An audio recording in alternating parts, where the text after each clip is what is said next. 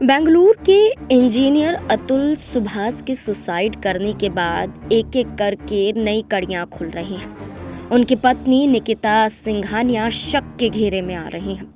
निकिता सिंघानिया पर कई बड़े आरोप लग रहे हैं। अब एक व्हाट्सएप चैट भी लीक हुई है।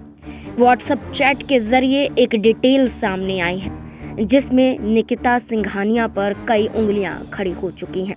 आपको बता दें, इस चैट में अतुल सुभाष अपनी पत्नी से कहते हुए नजर आ रहे थे कि बेटे से बात करवा दो। अतुल ने सुसाइड नोट के साथ ही बेटे के लिए भी एक चिट्ठी छोड़ी थी। इसमें उन्होंने लिखा है कि उम्मीद है कि एक दिन वह उनकी तकलीफ समझ पाएगा।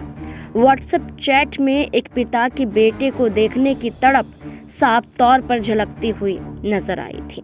अतुल सुभाष का व्हाट्सएप चैट सामने आया। ये व्हाट्सएप चैट 2021 का है जिसमें वो अपनी पत्नी से कहते हैं कि फ्री हो तो कॉल करना। फिर एक मैसेज में कहते हैं कि बेटे से व्हाट्सएप पर वीडियो कॉल करवा दो। हालांकि इस पर निकिता की ओर से कोई जवाब नहीं आता है। लगभग रोज ही अतुल पत्नी को मैसेज भेजते थे लेकिन उधर से जवाब नहीं आता था। 26 जून को एक जवाब पत्नी की ओर से आता है जिसमें वो कहती हैं कि बेटे से वीडियो कॉल नहीं करवाएंगी। बता दें कि इंजीनियर ने सुसाइड करने से पहले एक वीडियो मैसेज भी बनाया था। उन्होंने 24 पन्नों का सुसाइड नोट भी लिखा था। इसमें उन्होंने अपने बेटे के लिए एक उम्मीद भरा एक संदेश भी लिखा था जिसमें वो कह रहे थे कि एक दिन तुम मुझे समझ पाओगे।